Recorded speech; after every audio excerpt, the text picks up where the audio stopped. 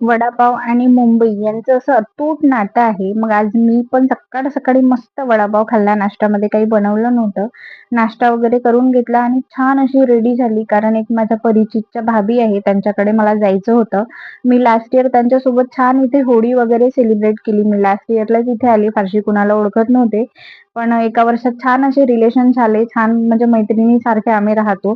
तर या होळीला मी ते होते नाही, त्यांनी खूप मिस केलं. मग आज त्यांच्याकडे जाऊन म्हटलं भेट देऊया. घरून आली तेव्हाची मी गेलेली नाही. मग यांच्याकडे आलो आणि मुलांची सुट्ट्या चालू आहे. तर बघा 10 वाजले, 11 वाजले तरी उठायचं काही नाव नव्हतं. आणि आज एकादशी असल्या कारणानं भाभीनं मस्त आलूची टिकिया बनवलेली. छान नाश्ता वगैरे केला आणि दुपार होता होता या मुलांना परत भूक लागलेली. मग ते कुछ बनाते कुछ बनाते. मग काय दोघांनीच मस्त मॅगी बनवली. मी काय मॅगी बनवणार, अशी छान मॅगी त्यांनी बनवली. मस्त कांदा, टोमॅटो वगैरे सगळं ॲड करून. आणि दुपारी मस्त दोघा-तिघांनी आम्ही मॅगी खाऊन घेतलेली. मला उपवास नव्हता, भाभींना होता आणि मुलांना पण नव्हता. आणि या मावशी भाभीकडे काम करायला येतात. आम्हाला प्रॉपर भाकर येत नाही म्हणून त्यांच्याकडून बनवून घेतलेली बाजरीची. आणि एकदा स्पीड बघा, तितक्या स्पीडमध्ये मी पोळ्याही बनवू शकत नाही जितक्या स्पीडमध्ये त्यांनी अशी पातळ पोळीपेक्षाही छान मस्त पातळ त्यांनी भाकरी बनवल्या. आणि खूप छान, इतके खरंच त्यांची स्पीड लाजवाब स्पीड होती भाकर बनवायची.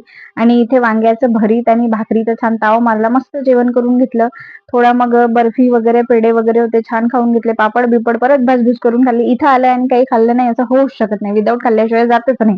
म्हणजे त्या जाऊच देत नाही. टाईम स्पेंड केला आणि निघाले घरी. तुम्हा सर्वांना माझे व्हिडिओ आवडल्यास लाईक करा, शेअर करा, कमेंट करा. भेटूया उद्याच्या ब्लॉगला.